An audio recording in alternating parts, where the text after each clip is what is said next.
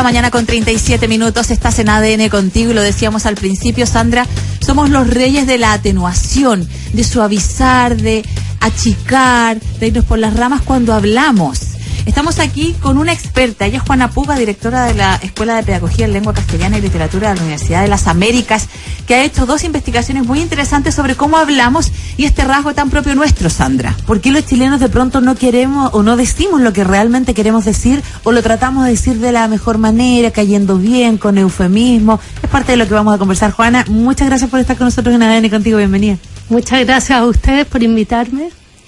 Tenemos aquí, Juana, algunos de tus libros recién publicados por Seibo. Uno se llama La atenuación en el castellano de Chile y otro 700 ejemplos de atenuación en el castellano de Chile. ¿Podríamos dar algunos de los ejemplos para que los auditores entiendan de qué estamos hablando? Bueno, estamos hablando de... ¿Qué queremos decir los chilenos cuando decimos estoy Mahoma? Dígame menos que estamos claro. Más o menos, que no estamos muy bien ni muy mal. Quiere decir que estamos pésimos. Estoy Mahoma.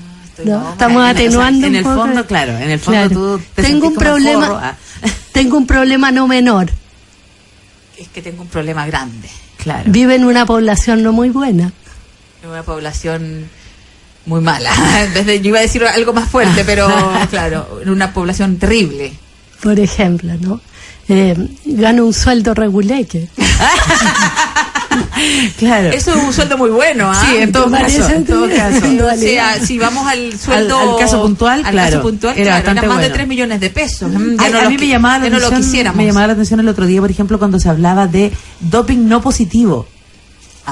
Que es un concepto. En este caso puntual, al parecer, tiene que ver con una diferenciación, sí, del doping positivo con cuando una sustancia todavía no se conoce legalmente qué es. Pero claro, te hace pensar en todas las otras maneras en las que hablamos, que como negativizamos cosas por no decir derechamente algo en positivo. Perfecto. ¿Y eso es una característica de todos los chilenos históricamente o es algo que se ha marcado en el último tiempo, Juana? Mira, yo hice el estudio en el año 1992, entre el 92 y el 95. Yo creo que es una característica muy nuestra, pero no me gusta hacer generalizaciones porque hay que estudiar, hay que ver, no se ha ahondado tanto en el tema. No sé si atenuamos tanto en Chile como en Chiloé, por ejemplo, en Santiago, en las regiones. Pero sí, es una característica nuestra que nos diferencia del castellano, del español peninsular, claro, que fue donde hice la tesis y donde me di cuenta justamente de este fenómeno. ¿De qué te diste cuenta, Juana, cuando escuchaste otra manera de hablar distinta a la chilena? Me di cuenta de muchas cosas. Me di cuenta de que yo como chilena y los latinoamericanos que conocí en España nos sentíamos un poco choqueados por la forma de hablar de los españoles, que está, por supuesto, en directa relación con la forma de ser, que son muy directos, hablan fuerte, son mucho más asertivos, y eso a nosotros nos producía como un choque cultural, de alguna manera, y me permitió darme cuenta de ver mi propio castellano, con este español como telón de fondo, ¿no? Entonces tomar conciencia de los diminutivos, que todos sabemos que hablamos en chiquitito, de los eufemismos, pero progresivamente me fui dando cuenta de que las maneras de atenuar son mucho más que eso que está más a la vista. Por ejemplo, en vez de decir yo, en ocasiones en que uno debería decir yo, me parece, dicen que, etcétera, ¿no? Esto que te digo que les digo como tiene un problema no menor, se llama lítote, que es dar vuelta, es negar lo contrario a lo que queremos decir. Entonces hay muchos más recursos de los que... Y bueno, y también uno se da cuenta de que la lengua y la cultura y nuestro ser están absolutamente imbrincados. Claro, ligados. Justamente. Y que no es para nada indiferente cómo hablamos. Y esa forma de hablar nos define también mucho como chilenos, porque esto de hablar todo en chiquitito, por ejemplo, ¿será que queremos caer bien, que queremos entrar suavecito, a conocer a las personas, no llamar generar generar un clima como de buena onda, supuestamente? Yo creo que en parte evidentemente es eso. Una de las razones por las que la atenuación es más productiva en Chile que en España es porque Chile es un país mucho más estratificado socialmente, mucho más clasista. Entonces, nosotros no somos, cada uno pertenece a un grupo, no somos todos iguales, caminamos como pisando huevos, tenemos que cuidarnos del de arriba, cuidarnos del de abajo. En una sociedad más igualitaria como es la España que me tocó conocer, en que el tuteo estaba mucho más generalizado. El tuteo es una marca lingüística de un tratamiento igualitario, ¿no? La relación entre la gente era mucho más fácil y mucho más abierta, todo el mundo se saluda. Por ejemplo, a propósito de que hablas del tuteo, aquí usamos mucho el usted en distintos casos. Por ejemplo, con alguien que tiene un cargo importante, uno lo llama de usted.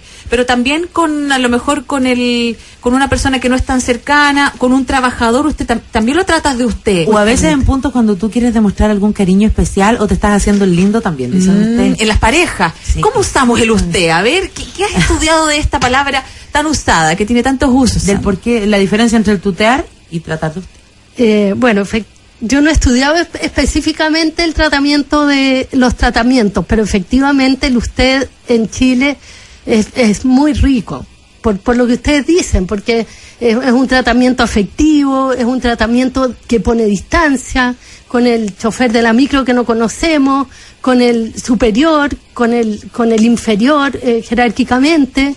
Entonces, claro, también las parejas, muy rápidamente la pareja se deja de decir el nombre y se empieza a decir usted, gordito, etcétera. Y o el marido le dice lo que usted quiera, reina, lo que usted diga.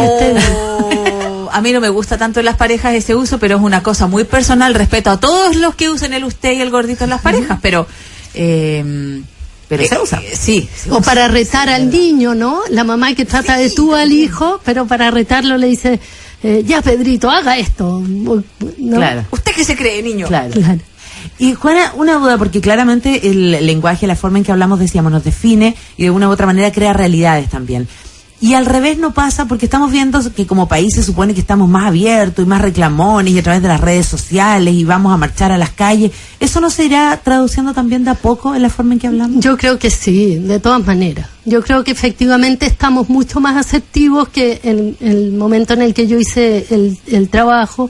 Lo veo en las clases en la Universidad de las Américas, los estudiantes son más asertivos, saben mejor pedir lo que necesitan, defender sus derechos. Entre los colegas también efectivamente hay cambio. Estamos mejorando. Pero volviendo un poco a este concepto de la atenuación, Juana, que es el que tú has trabajado, tú decías, bueno, está la minimización, irse por las ramas. ¿Cómo los calificarías? Es decir, distintas categorías de atenuación, que es lo que tú has estudiado. Más que distintas categorías, yo he estudiado distintos recursos. Eso, recursos, a eso me refiero. Es que me interesa matizar esto, Diana, porque no estoy hablando de categoría, la categoría es la atenuación. Todos estos recursos sirven para están al servicio de la atenuación, digamos, ¿no? Entonces, lo que yo vi es que uno establece una suerte de distancia metafórica de todo lo que está en juego en la situación comunicativa. Tú te distancias de ti mismo, en vez de decir yo, hablas de uno, de una, o hablas en oraciones, usando oraciones impersonales, es bueno que, etcétera. También uno se distancia del tema por medio de los eufemismos, para hablar de los temas tabú o para hablar de los temas complicados. Por ejemplo. Por ejemplo, los más evidentes, pompis, enfermarse en vez de menstruar, para hablar de relaciones sexuales. Bueno, y pasó algo. Y pasó, uno dice, y pasó. ¿Y qué pasó? Es verdad. Pasó nomás. Y todos entendemos perfectamente de qué estamos hablando, ¿no?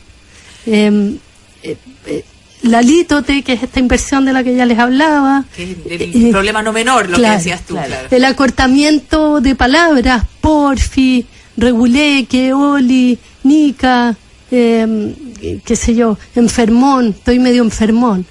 Y por otro lado tenemos en juego también la guía de la imagen, que viene de un sociólogo norteamericano, Irving Goffman, que dice que cuando dos personas están conversando o están relacionándose, están en juego la imagen del hablante y la imagen del interlocutor. Tú por un lado le estás dando pistas, no solo a través de las palabras, sino que a través de todo lo que comunica.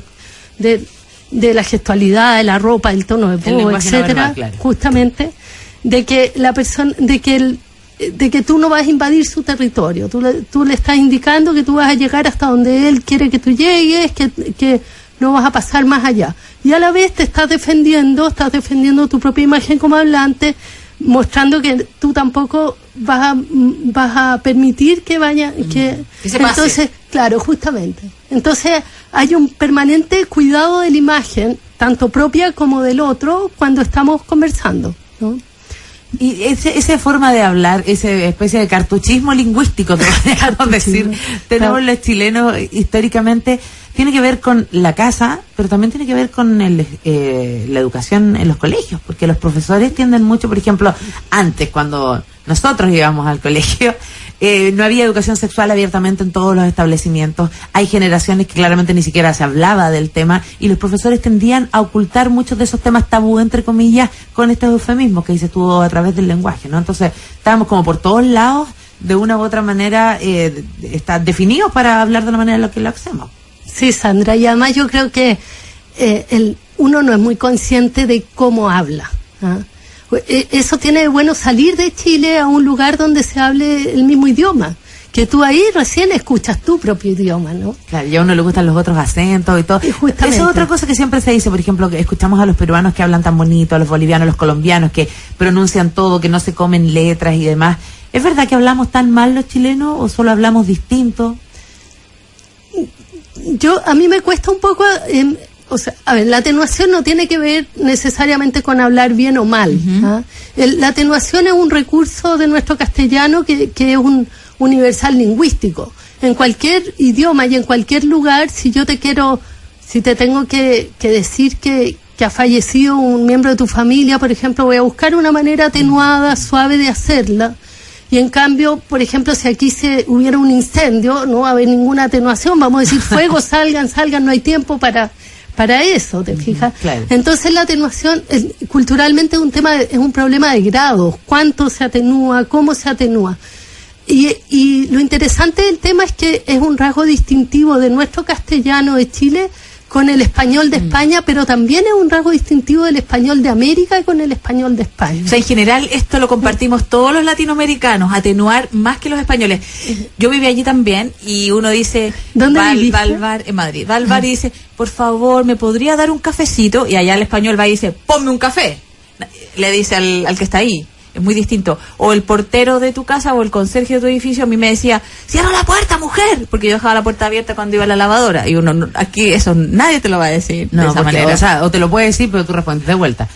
No, yo ya me acostumbré, a mí me gusta esta cosa más igualitaria. No, yo no. ¿Y a quién venís? No, le respondo. Si me dicen así, yo respondo. Es que allá es normal. O sea, es como ese código. Es que la lectura que nosotros hacemos, o no necesariamente de un lenguaje más directo, en algunas circunstancias, no en todas, la relacionamos con ¿agresión? Un poco de prepotencia o de agresión. Por lo mismo, claro, porque estamos acostumbrados a esta manera nuestra de hablar, y yo creo que un poco más de asertividad, de ser más directo y todo, no nos vendría muy bien, ¿no? Porque es necesario eso. Aparte de lo que dice la Sandra, de que uno lo ve como una prepotencia, porque aquí está también todo como en castas, entonces hay algunos que te pueden hablar de igual a igual, otros no te pueden hablar de igual a igual, hay algunos que te podrían levantar la voz, los que están por sobre ti, pero los que por debajo sería una prepotencia, una falta de respeto, ¿no?